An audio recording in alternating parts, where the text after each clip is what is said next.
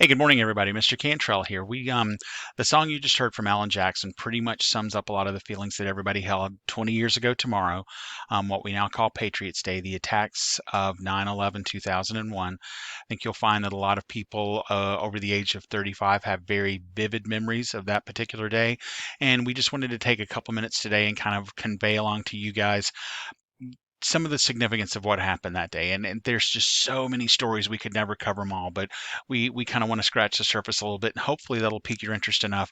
This weekend there'll be a lot of programs on television, streaming services having to do with the 20th anniversary of 9/11, and we sure hope that you'll take a look. You may be wondering, you might see my bandana on and the one behind me and the one on the chair behind me. There's a reason for that, and you'll find out a little bit later towards the end of the presentation and advisement today. So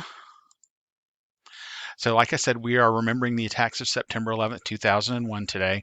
What you see is a past picture here of two spotlights commemorating where the Twin Towers stood on September 11th in 2001 until they were brought down.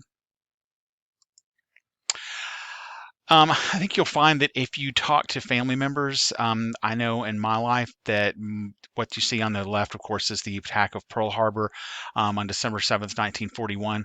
My grandmother passed about 10 years ago, but she could tell me very vividly where she was and what she was doing on that Sunday when she found out the news about that.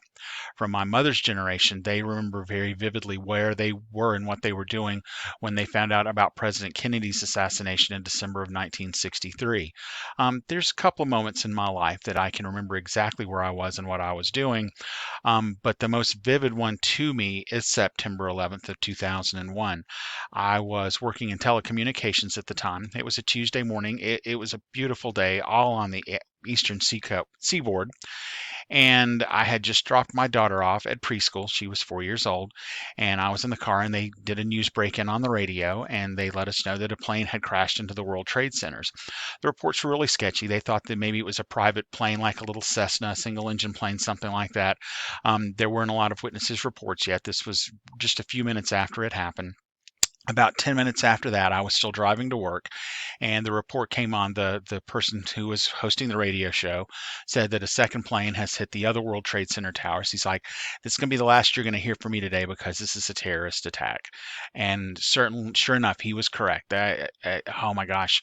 I remember being at work that day. The office I worked at in the northern part of Atlanta in Chamblee, we had a bomb threat that was kind of concerned to that. We normally were very busy getting telephone calls throughout the day. Being a telecommunications company, it was then known as Bell South.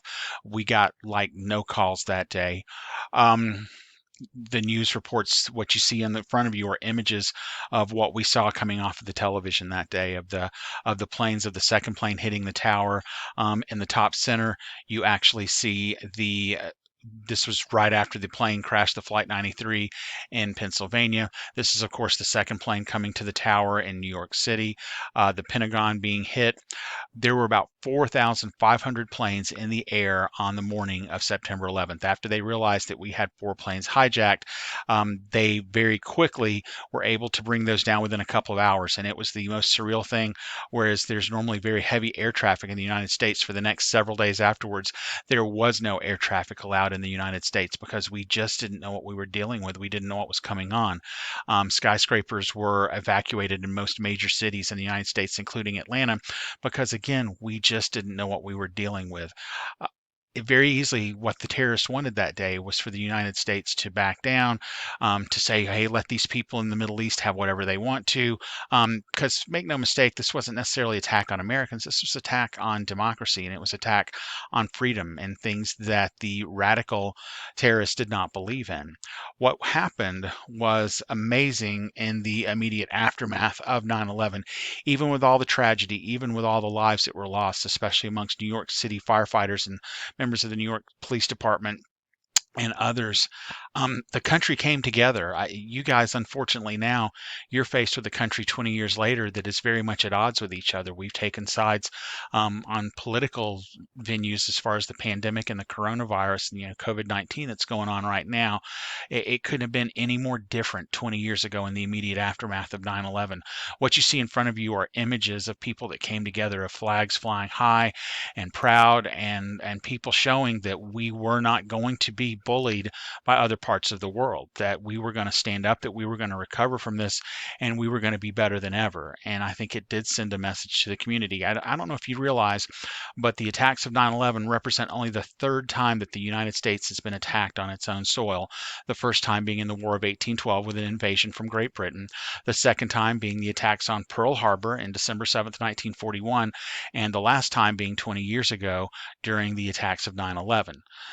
Of course, what's happened in the 20 years since then is the 9/11 Commission met to talk about the actual attacks itself and to come to conclusions.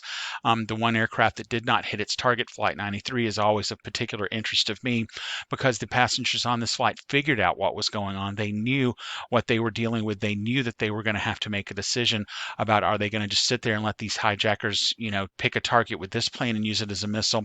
Instead, quite a group of them chose to fight back, and to take over the cockpit. Unfortunately, they lost their lives, but not a single person on the ground was killed in that particular attack, in that particular hijacking, like it was in all the rest of them. If you can tell that I'm kind of picking over my words, it's still kind of an emotional thing for me to think about this 20 years later, which is why I wanted to make sure that you all got some of the stories today. And there are just thousands upon thousands of different stories of heroism that come out of this particular event.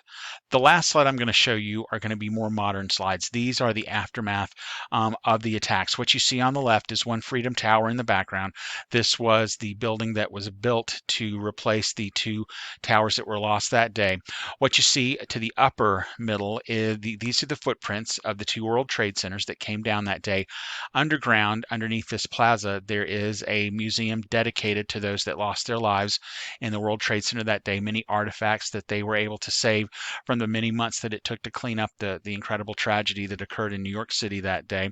It wasn't just the Twin Towers. It was about another dozen buildings that were actually surrounding this entire area that ended up collapsing in the aftermath of what happened.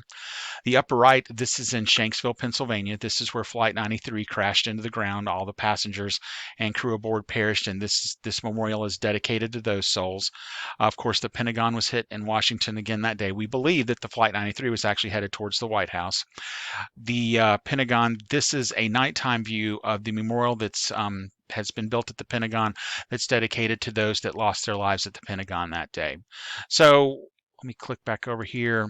What you're going to see next, and it's going to be the last part of advisement today, is a video called The Man in the Red Bandana, which this alludes to. And it's the story of one of the heroes of that day.